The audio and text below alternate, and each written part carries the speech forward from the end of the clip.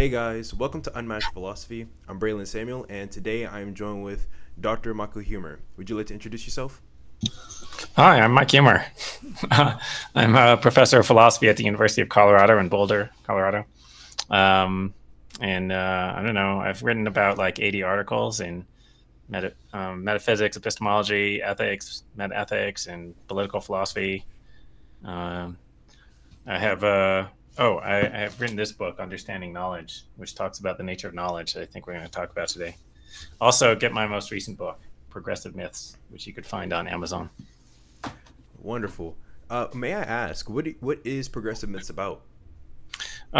Myths of progressivism in the sense of like the contemporary political ideology. Hmm. Just like, and what I mean by this is things that are believed by many progressives that seem to very strongly support their ideology, but that are objectively, factually false or highly misleading. Okay. And I've got like 20 of them. Oh, there's 20 included in the book? Yeah, something like that. Yeah. Oh, okay. It must be an interesting read. We got to make sure to grab it. So, the first thing I wanted to start off talking about is this thing that you've called the principle of phenomenal conservatism. Yeah. Could you tell me what this principle says?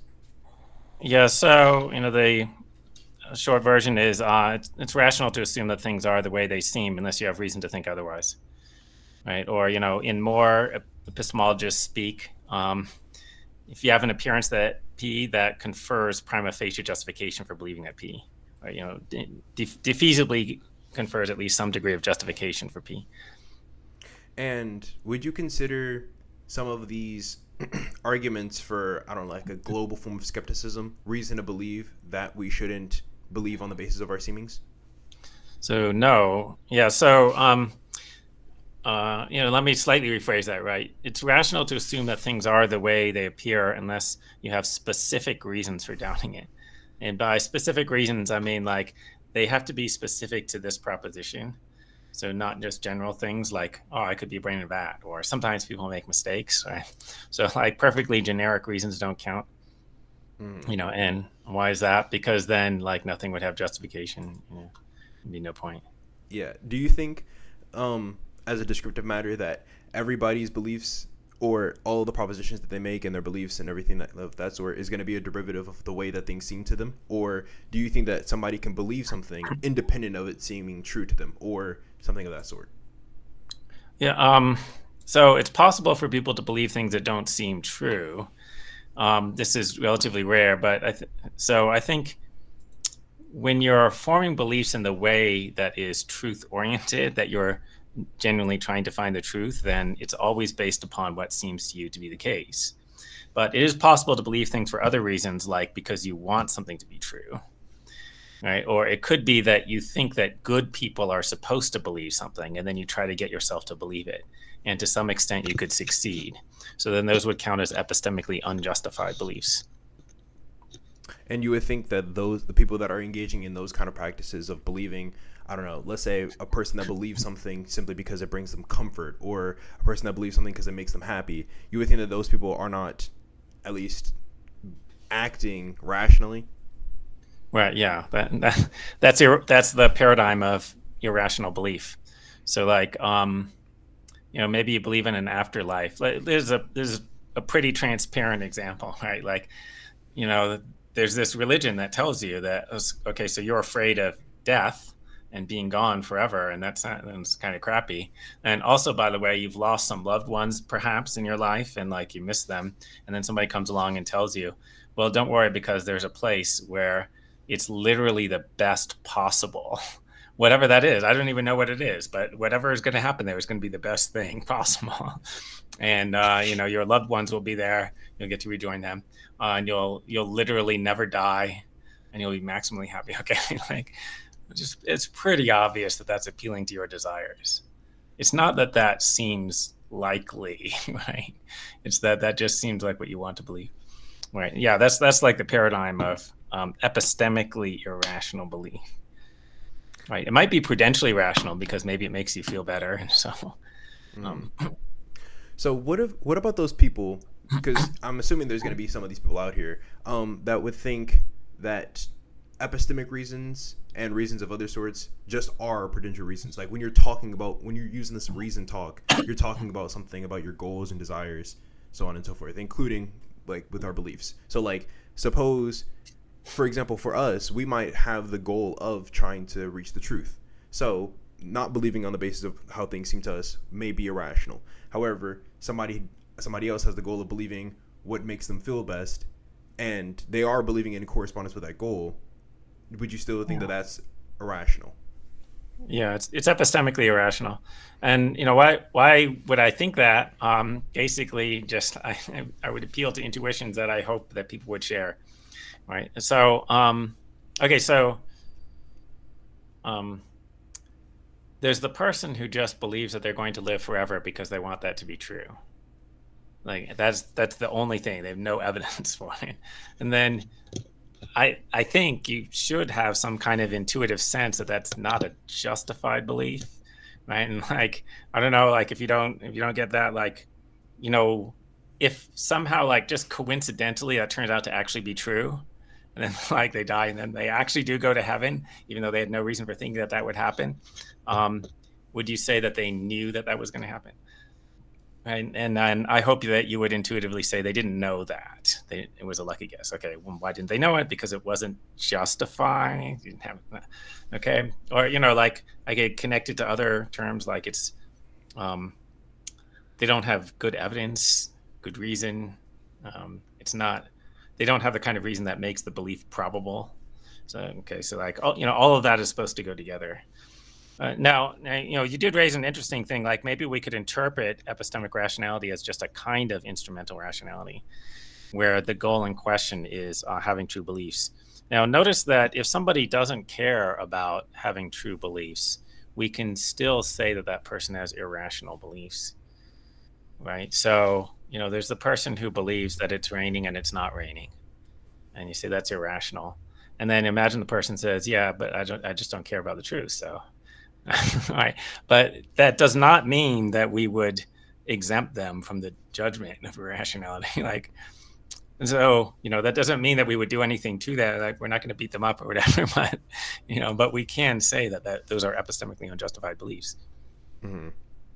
Okay. So interesting. Do you think that when it comes to, I don't know, well, you were talking a little bit about knowledge. So like, suppose if that person who believed on the basis of something for whatever reason that had nothing to do with evidence, you asked the question, did they know that this was going to happen? It just so happens that they were right. So in the case that you were providing was a person that believed that they were going to live forever, and they believed it only because they wanted to, and it just so happened to be the case that they were going to live forever in like heaven or something.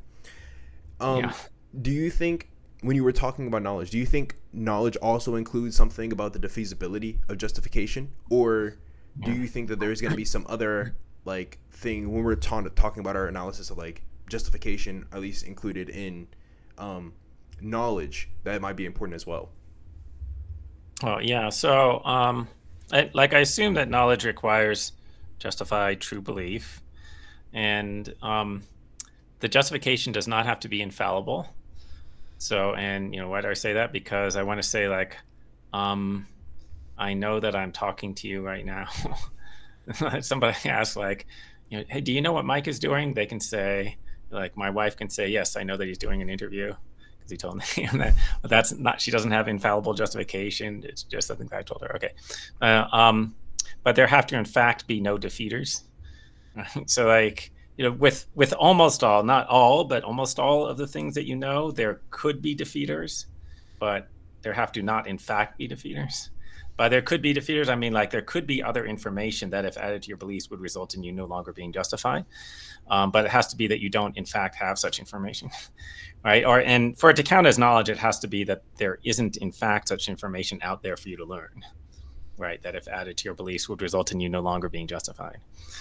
So this is illustrated by there are all these Gettier cases in the literature where somebody almost knows something but they don't, because they have a justified true belief but it was true for the wrong reason or something. So like you look at the clock and it says 3 o'clock, and as a matter of fact, coincidentally, it is 3 o'clock, but you happen to be looking at a stopped clock that just happens to be stopped at the time that it is. Okay, the defeasibility theory explains all that. All right, so there's a defeater, which is, the clock is stopped. So if like that's a true piece of information that if it was added to your beliefs would result in you not being justified that it was 3 o'clock, in believing that it was 3 o'clock. Now, I don't think that that's in fact a complete analysis in the sense that analytic philosophers are looking for, because I don't think there is a complete analysis, but I do think that that's closer to being a complete analysis than anything else that I've heard. What do you think is missing? What do you think is left that is required to have a complete analysis? Well, so this is discussed in the literature. Like the main objection is the problem of misleading defeaters. This is where there's a piece of information out there that if you were to learn it, it would result in you losing your justification, but it would be because the information is itself misleading intuitively. Okay. So, all right. So here's a story. This is just from the literature. I think maybe this is from Keith Lehrer. Okay. So there's a person named Tom Grabbit, and you know Tom Grabbit well, and you know exactly what he looks like. And you're in the library, and you see him grab a book and put it under his coat and then sneak out. Right? So then you think Tom Grabbit stole a book from the library. Okay, and it's a justified true belief. He really did. Okay, and now in one case, one variant of the case, you imagine that Tom has an identical twin brother named John. But you don't know about the identical twin, but he looks exactly like Tom, and you wouldn't have been able to distinguish them. Right? And also, by the way, the identical twin is also a kleptomaniac. So, okay, so now do you know that Tom stole a book? And now you're supposed to think, no, you don't. All right, sound good? Okay. So this is fine for the defeasibility theory. Okay, the defeater is he has an identical twin. Now here's a variant on the case. He doesn't have an identical twin this time, but he does have a crazy mother who has been going around saying that he has an identical twin, who's a kleptomaniac. Okay, so it's true that his mother, Mrs. Grabbit, is saying that he has an identical twin who's a kleptomaniac. And if you knew that his mother was saying that, then you wouldn't be justified in believing that you saw Tom steal the book. So that's a defeater. But what you're supposed to think is, no, you know that Tom stole the book. In that case, so the examples get sort of like, increasingly complicated as you get, more subtle analyses and you have more subtle counterexamples. But this looks like a counterexample. It looks like the analysis says it's defeated, so it's not knowledge. But intuitively, I think you'd think that it is knowledge. Yeah. I think I'm curious. So, like, if that example is supposed to, I guess, go against the defeasibility theory, with respect to justification, I wonder why is it not a defeater that the mother is crazy? So like, oh yeah, so that's a defeater, so to speak, yeah. Or sometimes called a restorer. Right. So yes, but then you have to try to modify the analysis. So you have to say something like, okay, so you have knowledge if you have a justified true belief and there are no defeaters. Oh no, wait, there are misleading defeaters. So you have to say there are no non-misleading defeaters, and then you have to try to define what a misleading defeater is. And then one way of describing it is, well, a misleading defeater is one for which there's a restorer. Right? The restorer is an additional piece of information which, if added onto the defeater, results in you getting back your original justification. And what's wrong with that? Well, what's wrong with that is that makes the original Gettier type cases come back as cases of knowledge. So like you're looking at the stop clock, you think it's 3 o'clock. There's a defeater, which is the clock is stopped. Now there's a restorer, which is the clock happens to be stopped at the time that it actually is. So if you added that in addition to the clock being stopped, then you would be justified in believing that it was 3 o'clock. Right? Or like with the original version of the case where he has an identical twin, you could add the restorer that it wasn't the identical twin who you saw. And so you add that in, now you're back justified in believing that Tom stole the book. Okay, that's very interesting. Okay, so also there's some other aspect that I know this kind of like diverges from the conversation, but I wanted to know your thoughts on this. There is some other aspect of knowledge that has been debated for like a really long time, which is truth. Not whether if truth should be included, but rather what truth is. What do you think? What do you think that truth is? Truth is correspondence with reality. Mm-hmm. By the way, read my book, Understanding Knowledge. What is correspondence with reality? So the kinds of things that could be true are statements can be true, like assertions, and beliefs could be true. And then maybe there's an abstract object called a proposition that could be true. Okay, well, what is it for a statement to be true? Well, the statement says it says something is a certain way, and the thing is that way. So that's what I mean by correspondence. Okay, that's what truth is. It's the relationship between the two, between the statement and the stuff, the aspect of reality that the statement is about. Right? Or you believe things are a certain way. You believe that it's raining and it's raining, then your belief is true. So I've always, like, when hearing about the correspondence theory of truth, I've always been a little skeptical because it sounds plausible on its face. Like when, like, truth would just be it's actually the case. Like that to me seems very plausible. However, it seems like to identify a proposition as being true. So let's say, I don't know, a cat is on the mat. Right, we take that proposition. You ask me if it's true. Well, there's a cat and it's on a mat, so it's true. But then the way that I know that the cat is on the mat is through my perception or something. So I use my justification to get to this truth. I use the thing that would provide me epistemic justification to get to this truth that the cat is on the mat. But I'm assuming your thought would be, well, we don't have any like reason to believe that your perception is misguiding you. So you probably say, well, then you're just right there at the truth. But to me, it always seemed like, given that the truth of whatever the matter is just connected only to the way in which you're, like, the thing that provides you justification, and the thing that's providing justification can be misleading or can be wrong. It seems like you've never really, like, established truth, if that makes sense. Like, it's not. Yeah. I mean, so you might be worried by skepticism. So there's a gap between our justification and the facts. All right, in the sense that it's metaphysically possible to have the same justification you actually have, and for the fact not to be what you think it is. So I'm justified in believing there's a computer screen in front of me. It's possible for me to have exactly this justification and for there not to be a computer screen. It's just unlikely. But you just have to live with that. I mean, you have to get used to that. So there's only a small number of things that you could know with certainty, like 1 + 1 is 2 or something like that, necessary truths, and I exist, and I'm conscious now, some things like that. And then about the external world, you should just get used to only having high probability. Okay, and then you might think, oh, well, what good is high probability? Like, I want the actual truth. I don't want highly probable truth. But then, I don't know what you want. Like, you want to be infallible, but that's just, like, not reasonable to expect. Right.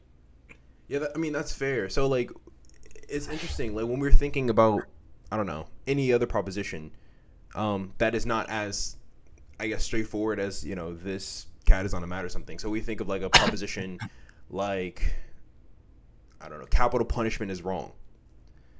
And, I mean, of course, there's going to be different ways in which you could provide justification for that. So, like, you might start off with, like, some morally relevant features about capital punishment, in which is, like, it's an intrinsic feature of that feature, which would make it wrong or something like that. So, for example, I don't know, capital punishment involves, like, the death of a human. There's something intrinsically wrong with the death of a human. So, it's something wrong with capital punishment or something like that. And so, supposing that kind of line works, then you'd have some kind of justification for believing the truth of that proposition. But to say, like, but if you're a person that, I don't know, doesn't, I don't know. It seems strange to say that that proposition is true, even considering like the kind of evidence. Though you might be questioning the kind of justification, it seems strange to think that proposition is true because it doesn't seem like it corresponds with some fact, if that makes sense. But Oh, well, I mean, that might be because capital punishment isn't wrong. Okay. Right. right, Um, uh, how about like, torturing babies for fun? that's fair. That's my Yeah, my yeah. go-to example. That's wrong. Okay, and then you're like, oh, does that correspond to reality? What is the part of reality that it corresponds to? And of course, the only answer to that is, well, the wrongness of baby torture. That's what it corresponds to. there's there's the sentence, and then it corresponds to the actual wrongness of it. Now you're like, oh, but what does wrongness consist in? You want me to give an analysis of wrongness or like a theory of what wrongness is? No, it's irreducible, right? Or if there is an account of what it is, it's just going to be given in other normative terms. So like, oh, maybe wrongness is the property of there being most reason to avoid. So, or something like that. Unworthy of pursuit or something. So, yeah, okay. Now, you might not agree with that because you might not agree that that is a fact.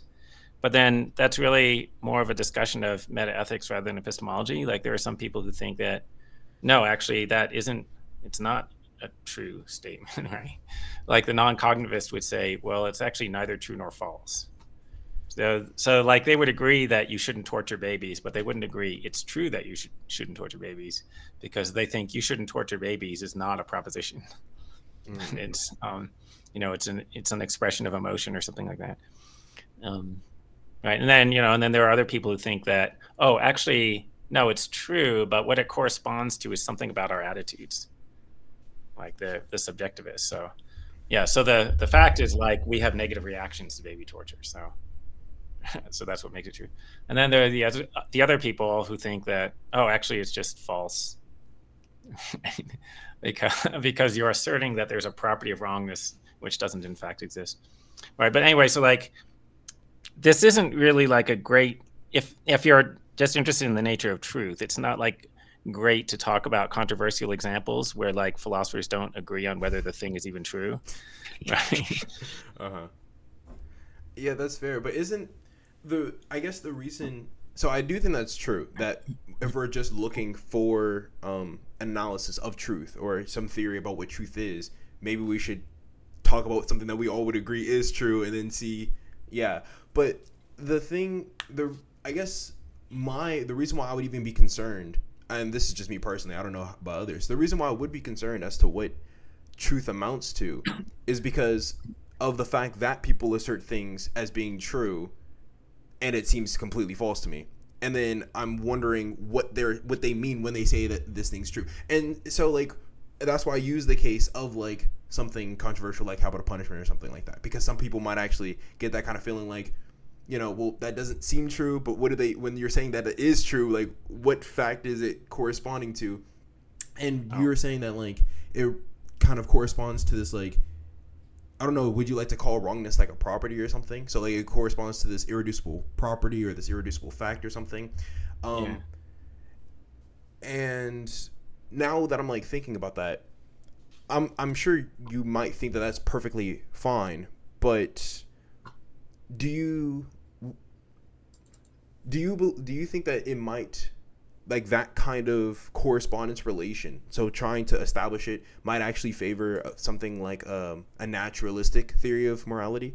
Because you can just simply say, oh, it's true that this thing is wrong because it involves this feature, which is wrongness or something like that, and it being some natural feature. Right. Well, let's say, naturalism is a version of realism. So like if you buy that like wrongness could be reduced to a natural property, then yeah, and then you could accept that moral statements are true or false. Now, I don't think that that's a great theory for other reasons, I would say. So like I don't like what motivates the naturalists, right? What motivates them is well, it's partly that they think that non-natural properties are weird, right? Which is like an extremely common thing for contemporary philosophers to say. When they're about to say something that's absurd, they say that the alternative is too weird, or whatever. Anyway, Um, and the other thing is they think that it improves your epistemology. So we say that moral facts are really reducible to natural facts. So like maybe the property of wrongness is really just the property of increasing the amount of suffering in the universe. An action that increases the amount of suffering in the universe is wrong. Okay. Oh yeah. So they think that this is a good theory because it enables us to explain how you know that something is wrong. Okay, but I think it does not, in fact, succeed in explaining that, because now you have to explain how you know that wrongness is, the property of increasing suffering in the universe, and there's no account of how you know that, right? Like, right, so, right, and the naturalists who talk about how wrongness might really be identical to one of these properties, they like to give you examples from the history of science. Like, it turns out that sound is really compression waves in the air. So, like a familiar concept might turn out to really refer to some other phenomenon that it wasn't immediately obvious at all that it would refer to that. But it does. Okay, but the thing is, like, there's empirical evidence that's explained and predicted by the theory that sound is compression waves in the air. And there isn't any empirical evidence that's usefully explained and predicted by saying that wrongness is identical to a natural property. So, like, there's nothing that the person who holds that theory can explain that couldn't be explained by somebody with a different value system. And this isn't true about scientific theories, right? About scientific theories, like, it's not true that somebody who holds a competing theory can explain all the same things. Mm-hmm. So,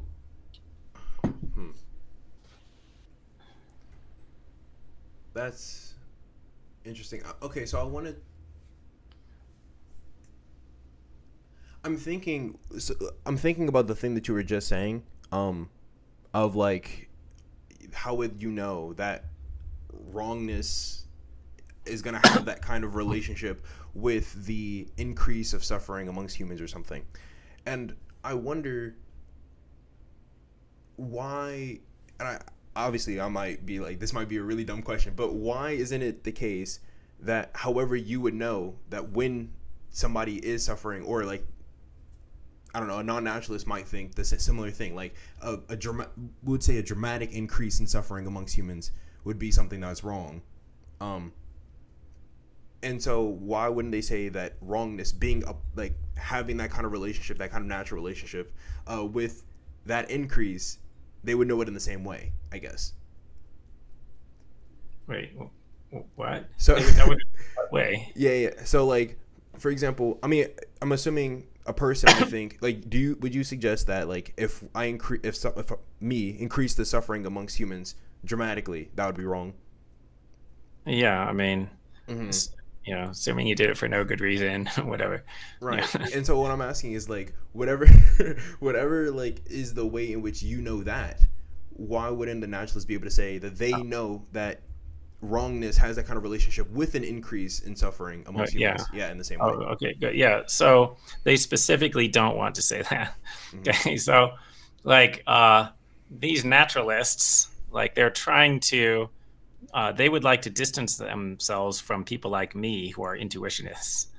Right? So like the people like me say, well, when you think about it, it's just intuitively obvious that suffering is bad. And and the intuitively obvious is like, well, it's a certain type of appearance that you have.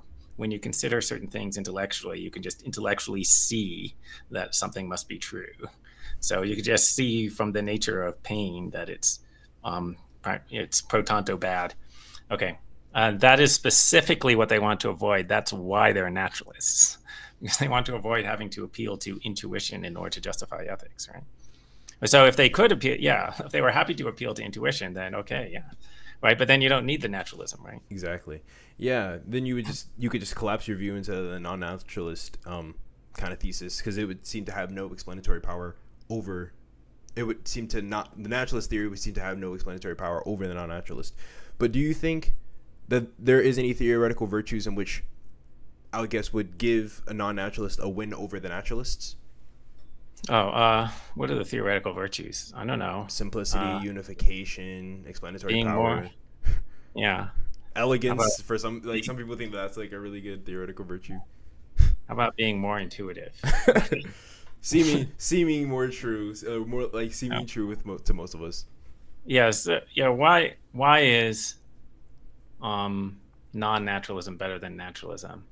Well, so when you think about evaluative properties, they seem like about the best example that you could come up with of a non-natural property, if there was such a thing.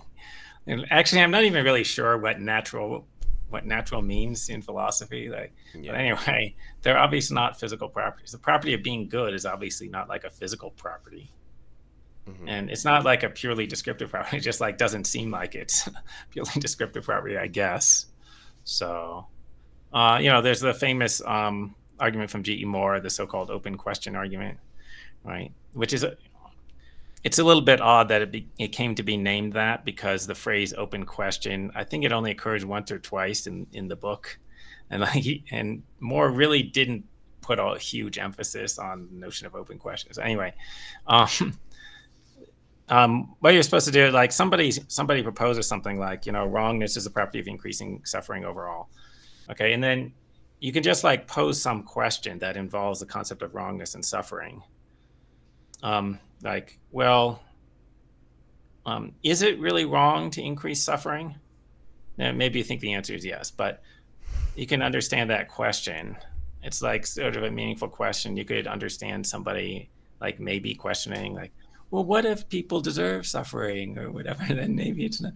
Okay. Now, if wrongness is really the same thing as increasing suffering, then it looks like when the person says, is it wrong to increase suffering? What they're asking is, does increasing suffering increase suffering? And then you're just supposed to intuitively see that that is not the same question. Right? Does increasing suffering increase suffering is not the same as is it wrong? So I think that that's right, and I wanted to ask this question. So if you're using two different terms, but they both refer to the same thing, Yeah. but like a person, it doesn't really seem to a person when you ask that kind of question that like that they refer to the same thing. Wouldn't it, I don't know how to explain this. Okay, well, Yeah. I'm gonna just do it by example. So like Yeah. if I said, is the evening star the morning? Is the evening star the morning star versus is the morning star the morning star?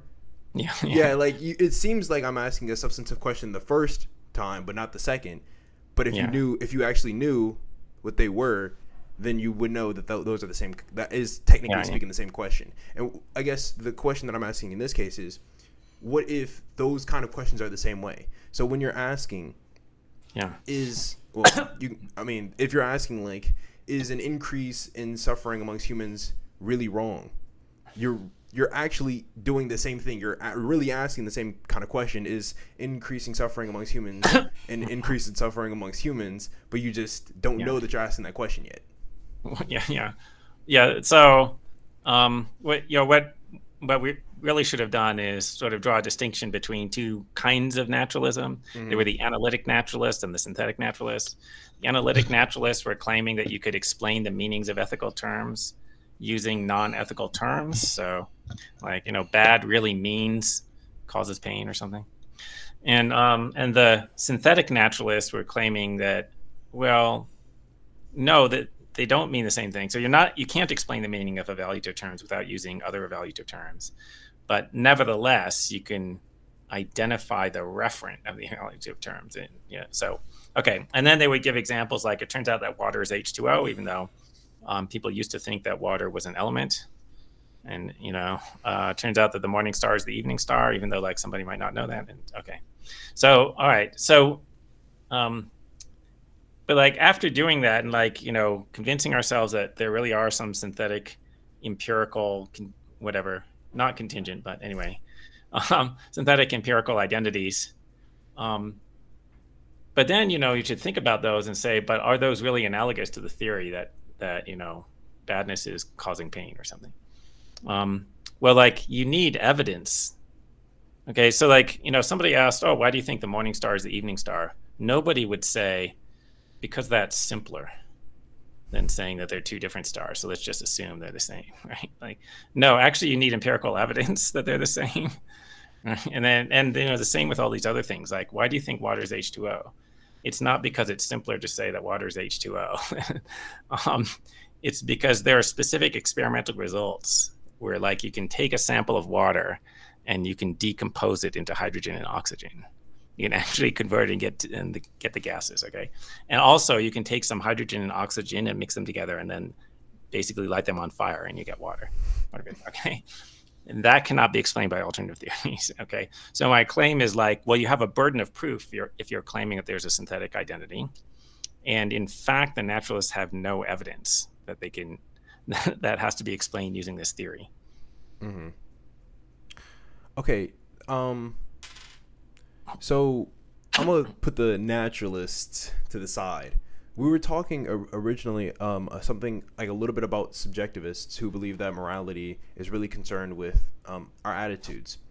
Do you think, like, would you consider constructivists, both the Kantian and Humean kinds of subjectivists, or do you think that they deserve their own, like, camp?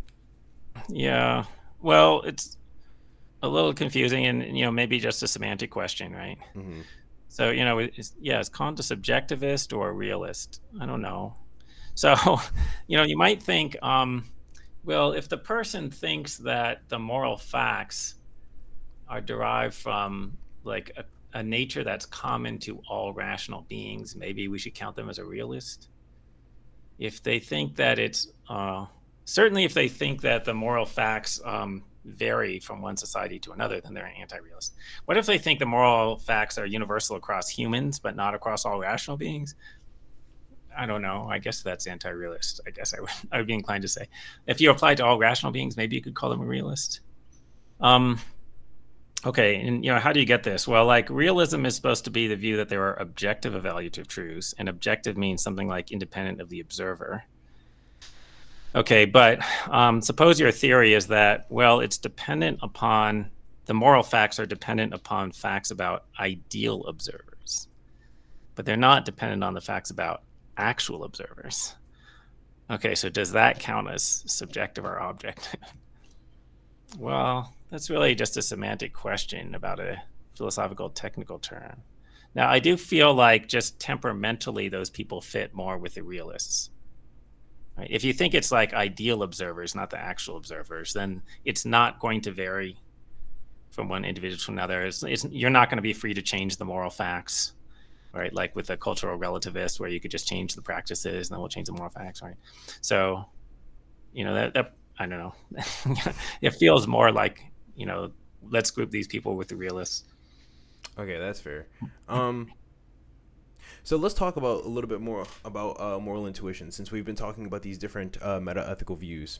So, because I know that moral intuitions play a big part in trying to establish a case for non-naturalism, at least over the other views. So what are moral intuitions? Because a lot of people, at least previously, have talked about moral intuitions as though it's like this strange faculty that we have like our brain and like this other weird aspect that allows us to like see the moral facts or something. And this is actually one of the reasons why J.L. Mackie considered moral facts to be something queer, for metaphysical reasons, but for that also the epistemic reason. So what is a moral intuitions, or what is that? Yeah, good question. So some of the critics of intuitionism in the 20th century would say things like they don't think anyone has intuition. There are no intuitions, but that appears to be because they just didn't know what we meant.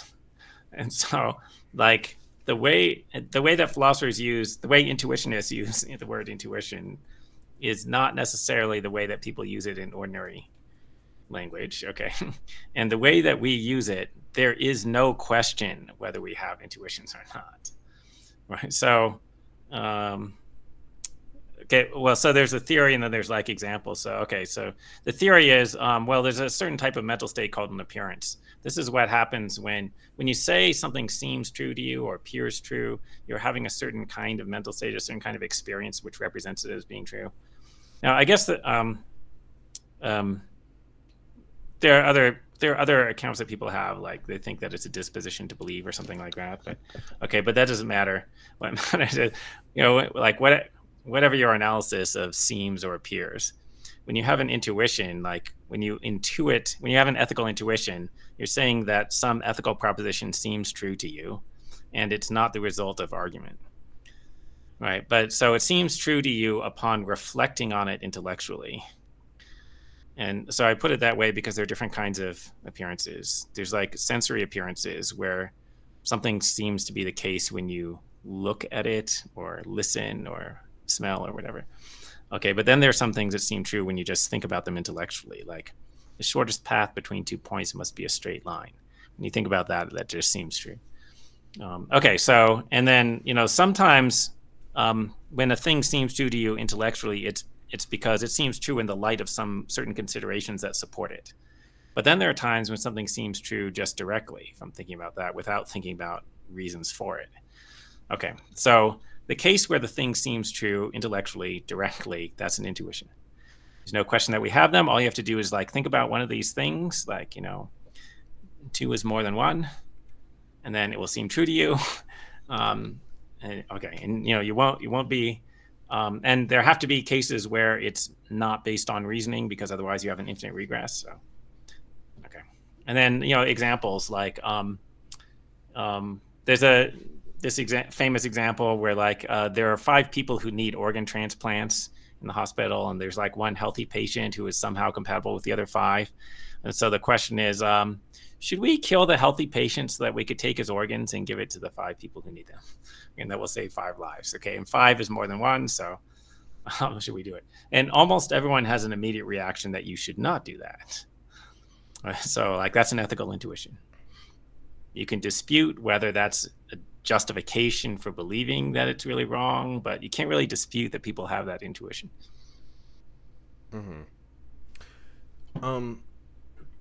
So when it comes to intuitions, when you are faced with, I guess, clashing intuitions about 2 things which seem similar to you, how should you go about addressing that? So I'll give you an example.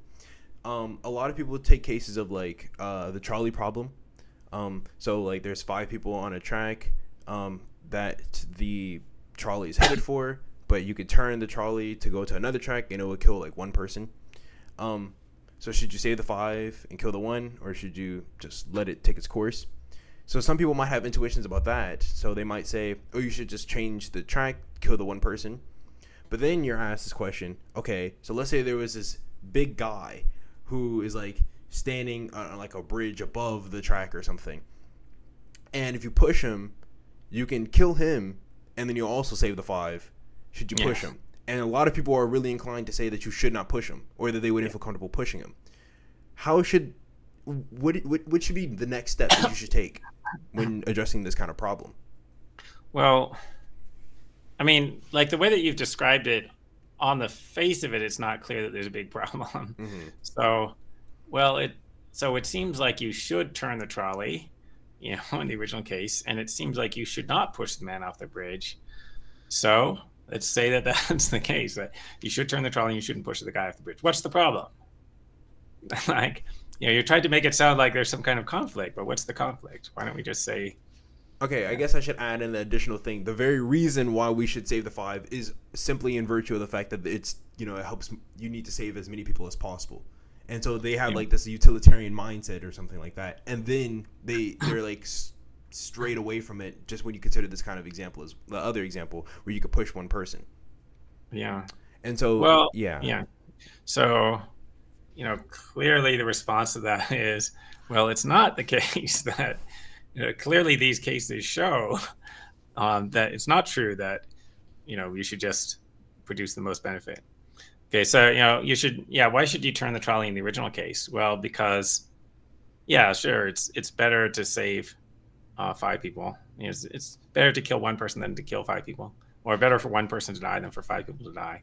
And whatever, some other moral constraint, right? And, you wouldn't be using a person as a mere means, or something like that. And in the case where you push the fat guy off the bridge, you would be saving 5 lives, but also you'd be using 1 person merely as a means or something. You're not allowed to do that. So like there's some other like deontological principle in the background, and the fact that there is just shown by our having these intuitions, right? Okay, now, but I feel like I should mention though that there are like arguments in the literature about why actually you should push the fat man off the bridge, right? There are stronger arguments than just it'll save 5 lives, right? Yeah. So yeah, I don't know. I was just thinking about certain circumstances because I find myself having clashing moral intuitions, like, um, well, I don't know. I think so. Some people are perfectly fine with morality being partial. So like, if I have like a family member or something, then it's perfectly fine that I have regard for their life more than I have regard for yours or something. But then I'm like, okay, if it was, I don't know, if it was like somebody like Michael Huemer, and I had the choice between saving you or saving like 5 other people, sorry, you're gonna have to go. But if it was like my sister or something, I'm probably gonna save my sister. And Yeah. I definitely recognize, at least it seems to me, that's for selfish reasons. But do I also have good moral reason to save my sister rather than saving these other 5 people as well? And yeah, there's that little conflict here, because I'm not gonna save her. I mean, obviously I'm gonna save her because I care about her more than you. No offense, but I, for no other, like, it seems like there's no morally relevant reason why I should save her. Yeah. Well, so I mean, first, like, we should probably modify the example or something, right? So, it's not permissible to murder 5 people to save your sister, but if you have a choice between saving 1 person and saving 5, it is permissible to save your sister rather than saving 5 strangers. Okay, so like your sister is drowning in this pond over here, and then 5 people are drowning in this pond over here. You could, and you only have time to go to one pond. You can go to the pond with your sister, like, okay, and why is that? Well, it's your sister, you care more about her than other people. Why is that relevant? I don't know, but like maybe your relationship with her gives you special obligations, right? Which many moral philosophers think. Like you just have an obligation to care more about the people that you have close relationships with, and therefore to do something about that, right? But like as I say again, that doesn't mean that you can violate the rights of the other people. So like, yeah, if your sister is on the tracks, you can't like push 5 people in front of the trolley in order to save her. Okay, that's fair. So again, we were talking about moral intuitions, and how do moral intuitions get us to reaching the truth of moral realism? Well, we think about certain things and they seem right or wrong or good or bad, and we don't have strong reason for doubting them. So we're justified in believing that they are good, bad, right or wrong, as the case may be. Right. So like we think about inflicting severe suffering on children just for fun, and it seems bad and wrong. So, and we don't have reason for doubting that. Right. We don't have any strong specific reasons for doubting it, so we're justified in thinking that that's the way it is. Okay, and then you're like, okay, so well, moral realism goes beyond that. It doesn't just say, oh, it really is wrong to torture children for fun. It says that that's objective. So why do I think it's objective? So what that means is it's independent of the attitudes of observers. So the test would be like a counterfactual, like, okay, well, if we change our attitudes, then would it be okay to torture the children just for fun? So like, what if you lived in a society where people approve of torturing children? Then should you torture children? I think the answer is still no. So it looks like it's independent of our attitudes. Or like, what if you personally approve of torturing children? Then should you torture children? It looks like the answer is still no. So it looks like it's independent of our attitude. So it looks like it's objective. Wait, how's that? Okay. And if a person, I don't know, somebody, I kind of mentioned this thought when it came to epistemic reasons. A person thinks that like all reasons talk just refers to the desires and goals. And so they say, but I have the goal of, killing people. why it seems nonsensical to say I have a reason not to kill people when my reasons are just talking about my goals. My goals are to kill people. So what would be your response to that? That doesn't seem wrong. So yeah, so there's a person who just wants to cause harm. There's like Adolf Hitler, he wants to kill the Jews, So he sends them to concentration camps, and then he tells people to execute them. So he was pursuing his goal. Okay, so true or false? Hitler did the right thing. False.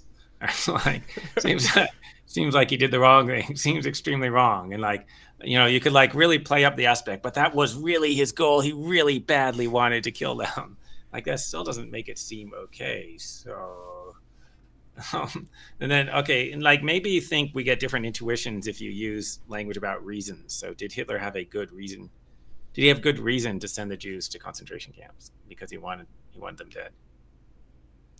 And I don't know. Maybe people would have different reaction to that. Like my reaction is no, that was not a good reason. That's a terrible reason because you shouldn't want that, and you should because that's not good. You shouldn't want that because that's evil, and so there's something wrong with your desires. Okay, and then like there's this big tradition in philosophy, like the Humeans, who think that you can't judge desires.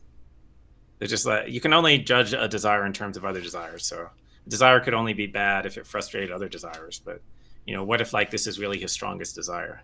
He just hates them that much that his strongest desire is to get rid of the Jews, even if it harms Germany, even if it kills a bunch of other non-Jews and so whatever. Okay, but I don't know. Just like my intuitive reaction is no. Like the fact that that's his strongest desire doesn't mean that he can't be criticized now. That just means that he's a horrible person.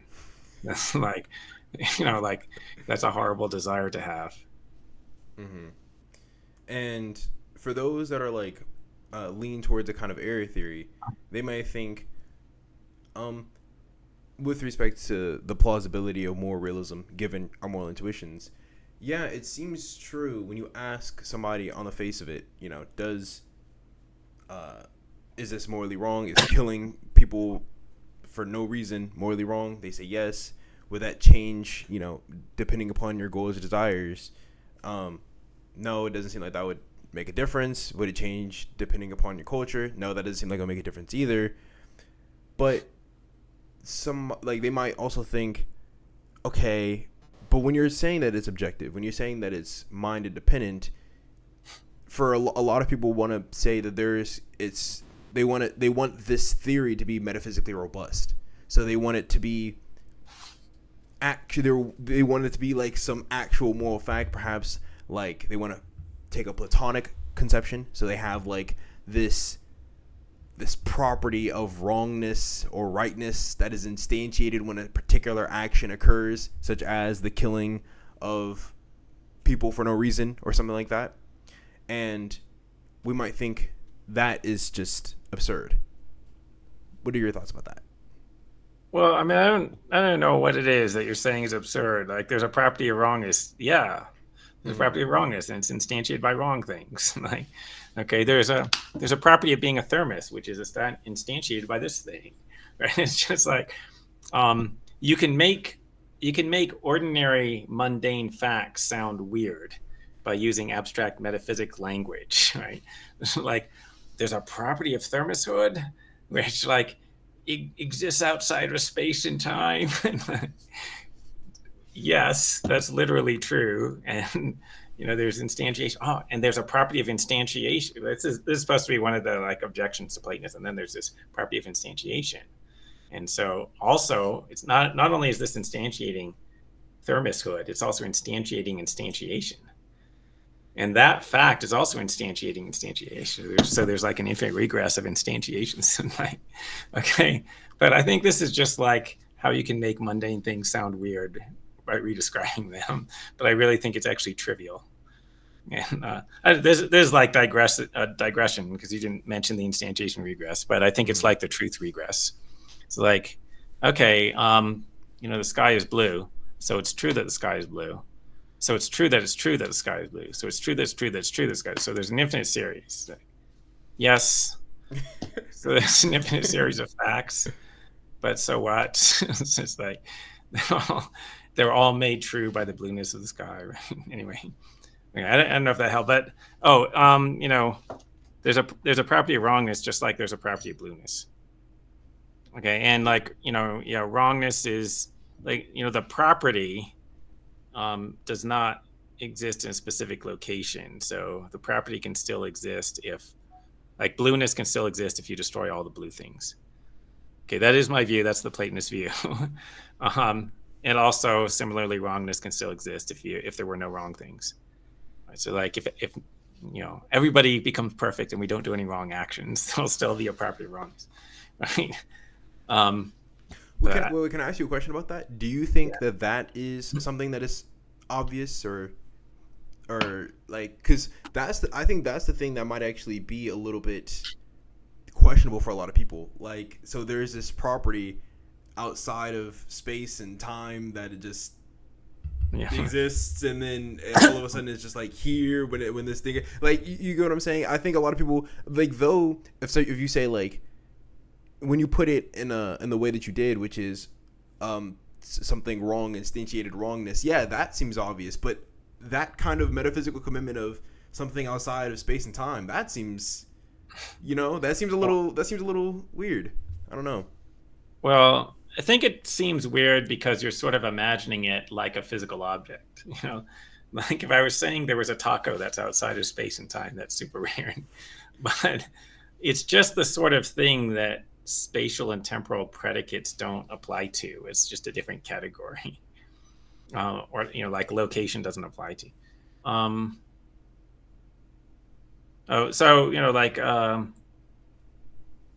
about the number 2?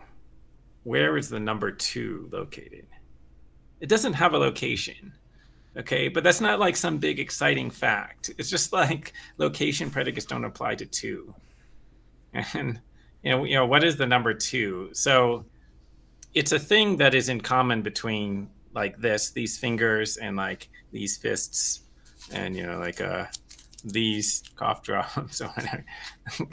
There was something that those 3 situations had in common. That's what I'm referring to as 2ness. And notice that that's something abstract. It's not like a particular material object. Okay, so, like, that's why it gets to be outside of space and time, right? And do you think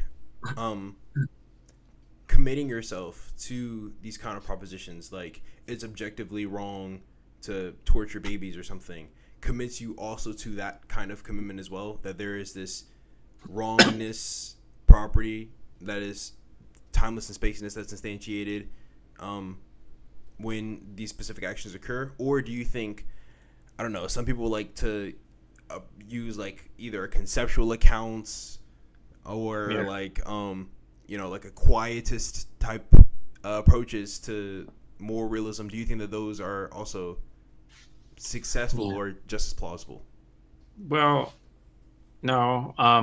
But so, I mean, I don't think that moral properties are special in a way that's relevant here, right? Like, so, what's true about moral properties being outside space and time or whatever is the same as what's true about physical properties being outside space and time. So, like, the property of squareness, it doesn't have a particular spatio-temporal location. It's not a material object. It's something that's abstract, that's supposed to be in common between square objects. And so, so if you think that nominalism works for other properties, then it works for moral properties. But I don't think nominalism works for any property, so it doesn't work for moral properties. So I'm a Platonist about all other properties, so I'm a Platonist about moral properties. Right. And and why? Like, so, I take it that the Platonist thinks that properties exist necessarily. So there are properties that are things that something could have in common, things that multiple things could have in common. But those things can exist even if there isn't, in fact, anything that has those. Okay. And why think that? Well, so basically, I think it follows from things like yellow is a color, right? Okay, that's a fact. I think that for yellow to be a color, yellow has to exist. So yellow exists. So yellow is a universal. Okay, I think even if there weren't, in fact, any yellow objects, it would still be true that yellow is a color. So, like, we blow up the sun, we destroy all the lemons, destroy all the yellow things in the world. It would still be true that yellow is a color. Okay, so then it would still be true that yellow exists. So, right, so yellow isn't a particular material object, doesn't depend on material objects for its existence. So, it looks like it's outside space and time or something weird like that, like it exists necessarily and so on. And what do you think about, like, so what if somebody responds by saying Sherlock Holmes is a detective? That's true, Yeah. but surely Sherlock Holmes doesn't, like, Yeah. exist. And, like, at least in the case Yeah. for yellow, like, we can say yellow exists now because we have these kind of objects. But if there were no kind of objects, why wouldn't we think yellow would be the same thing as Sherlock Holmes? Yeah. Well, I mean, so, you might think, so brief digression. I hope I don't forget the main question. Somebody might think, oh, Mike, like you imagined us destroying all the yellow objects, but it would still be true that like yellow would exist because there were yellow objects. They would just exist in the past because, like, you have this like block universe view where like the past exists just as much as the present and the future. So actually the yellow things still exist or something. So, okay. Right. So then you have to imagine, like, you have to talk about some property that has never been instantiated. And then, okay, so like imagine an alternative possible world in which there have never been any yellow things, or like, I don't know, I imagine some color that has never in fact been instantiated, but I say that thing is a color. So, okay. Okay, wait, that's, Sherlock Holmes is a detective. Okay. True or false? Now, so what I want to say is, well, if that's intended as a literal statement, it's either false or it's neither true nor false because it has a false presupposition. But now, usually when people say things like that, they don't actually mean that as a literal assertion. What they actually mean is, according to the stories, Sherlock Holmes was a detective, right? So what they're actually doing is making an assertion about the novels by Sir Arthur Conan Doyle. They're saying the novels say that, or entail, or something like, or it's strongly implied by the content of the novels that there's this person called Sherlock Holmes who was a detective. So, yeah, okay. So, like, you would want me to be able to explain something like why Darth Sidious is a Sith Lord. That's true. Luke Skywalker is a Sith Lord. That's false.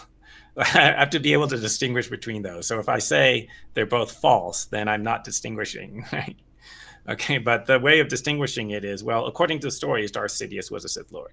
And according to the stories, Luke Skywalker was not one. Right? Okay, but those are true because the stories, in fact, exist. Now, somebody says, no, I don't mean according to stories. I mean, in reality, Darth Sidious was a Sith Lord. Then I would say, no, that's false. Because in reality, he didn't exist. And so, okay, so now I'm gonna try to see what you think about this. What if a person just says, like, yeah, like, if we had a case where there was an uninstantiated yellowness, I guess, so yellow was just never instantiated ever before, will never be instantiated, so on and so forth, then saying that yellowness is a color is just saying, according to the Platonist theory, yellow is a color. But is yellow, like, in reality, is yellow a color? No, because there's no yellows. But I mean, there's no role for the Platonist theory. It's not that according to Platonists, yellow is a color. It just is a color. By the way, like I was trying to think of an example of something that really hasn't been instantiated. So, sometime when I was in graduate school, I heard that there was something called supersaturated red. And it's a shade of color that no real object instantiates, that you can only hallucinate. Okay, so I have not experienced this, but the claim is that it's something like if you stare at a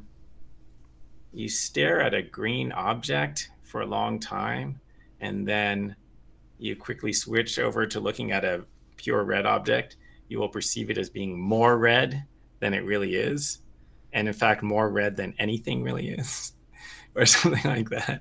Okay, and I'm not sure if I've got this right, but anyway. Okay, so supersaturated red is a color, but it's a color that nothing has, and maybe nothing could have. Nothing ever will or ever has had. So, okay. But it's not just like according to Platonists that's a color, right?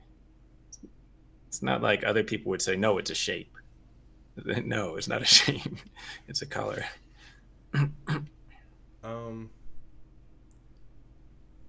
Yeah, yeah, it's not. You're right. Not people wouldn't just say that.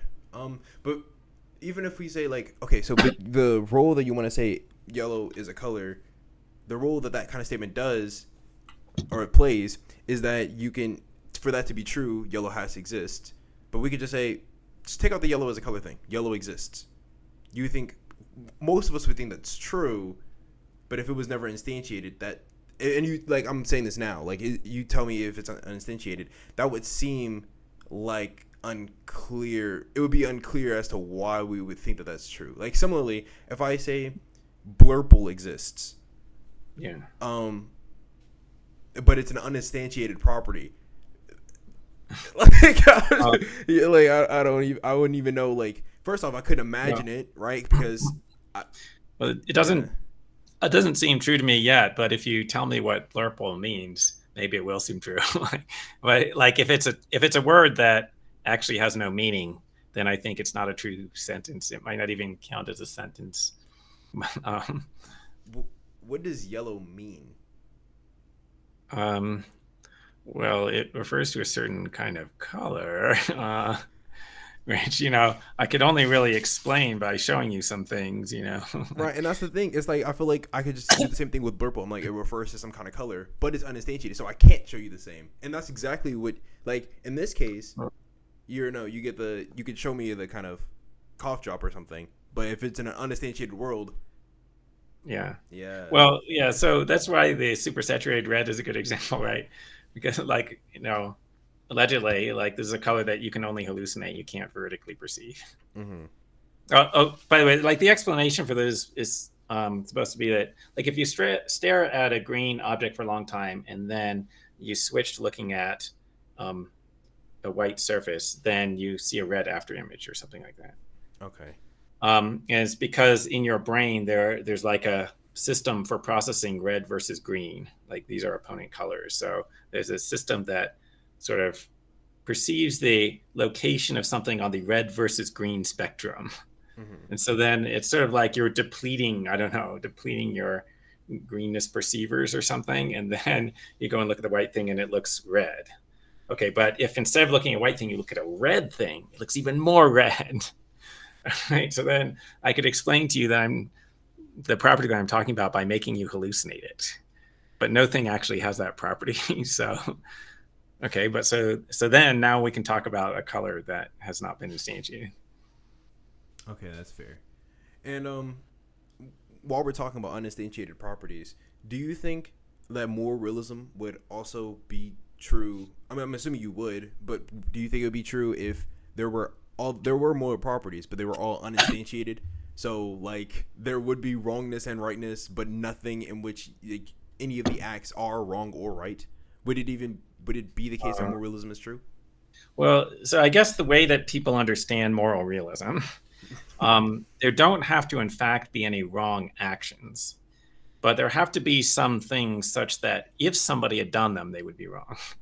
They would have been wrong. So, like maybe there's no wrongness in the sense that nobody has ever actually tortured a baby. Mm-hmm. But as long as it's true that if somebody had tortured a baby, it would have been wrong, then moral realism could be true. So basically, it doesn't matter if it's uninstantiated or instantiated. It matters if it's instantiable. So, like, if there were some action that could instantiate it, then it would exist, or then that's what would count it as moral realism. But if there were no such action, then yeah, I mean, there's a couple of ways of thinking about it, right? You might think of the things that instantiate moral properties as being concrete actions, like particular actions done by particular people at particular times, in which case, like the properties of right and wrong could fail to be instantiated.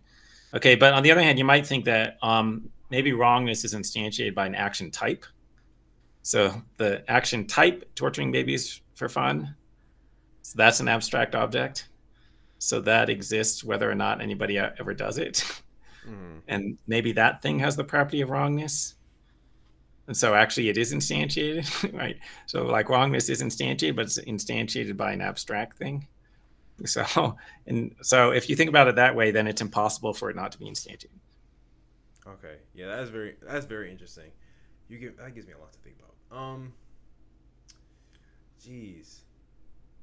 Okay, I wanted to, before we end off this interview, I wanted to hear what you think is the best argument for moral realism. Do you think it is that process of elimination which you were doing earlier, or do you think there's some other stronger argument in which either you've developed or somebody else has that you think might be better? I don't know. I guess, I mean, I think, yeah, the sort of process of elimination where you say, okay, well, like it's not that the moral statements are all false, and then it's not that they're neither true nor false, and it's not that their truth depends on the attitudes of observers, so it must be it's objectively true. Like that's the most natural argument. I guess it's most persuasive to me. I did have this other argument. I've got an article called "An Ontological Proof of Moral Realism" or something like that. Mm-hmm. I don't know. Like some people might find that. I don't know. The people who like clever, cute arguments might find it more persuasive or something like, right? But okay. But the idea is, you know, suppose there's something such that if it were true, it would give you a reason to act in a particular way. Then, even if you don't know that it's definitely true, if there's like a chance of it being true, or there's like at least some reason to think that it's true, then you have some reason for acting in that particular way. It's just a weaker reason depending on how probable the thing is. Okay, so like, suppose you at least believe in prudential reasons. Okay, so I can buy a lottery ticket, and if I knew that the ticket was going to win the lottery, then I would have a strong prudential reason for buying the ticket. Okay, but suppose I don't know that, but there's a 1 in a million chance that it will win the lottery. Then I still have a reason for buying the ticket. I just have a weaker reason because it's much weaker because it's a much lower probability. Okay, good. So, and then you're supposed to think, okay, so I don't know if moral realism is true, but if moral realism was true, then one of the things that would be objectively wrong would be, for instance, torturing babies. And that's generally agreed upon by all philosophers. Even so, the people who are not realists, they still agree that if moral realism is true, then it's objectively wrong to torture babies. Okay. And there's a chance that moral realism is true. It might be true. There's like some reasonable arguments for it. It's not in a completely stupid position. It hasn't been conclusively refuted. Okay, so then that means that you have a reason to avoid torturing babies. So if moral realism was true, then you'd have a reason for not torturing babies, avoiding baby torture. And since it might be true, you have a reason for avoiding baby torture. Okay, good. And what kind of reason is that? Looks like it's a moral reason. It's not a prudential reason. It's not an epistemic reason. It's not an aesthetic reason. It looks like it's a moral reason. Okay, and that reason looks like it doesn't depend upon the attitudes of observers. So it looks like, even if you approve of baby torture, you still have this reason to avoid it because it might be objectively wrong. And so it looks like it's an objective moral reason. Okay, and the reason this is called an ontological argument is like one of the versions of the ontological argument for the existence of God claims that if it's possible that God exists, then God exists. Okay, so this is sort of going from it's possible that moral realism is true to moral realism is true. Mm-hmm. And so I guess I don't know if you like to make a divide when talking about rightness, wrongness, moral facts, and moral reasons and stuff like that. I don't know if you like to make that kind of divide, but I wanted to ask, so when you're talking about like they'd have a moral reason to not murder babies or torture babies. I think it was torture babies. This would be an objective fact if moral realism were true. And they have a moral reason to not do it.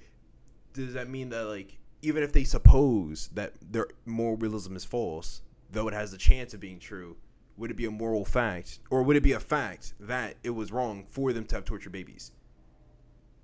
Yeah. Well, would it be wrong? It would be the fact that they had a reason not to do it, right? So, like maybe their reason for not torturing babies could be outweighed because like maybe they really hate babies, so then they would have like a desire-based reason for torturing babies. It could be outweighed, but it would still be true that there was a moral reason.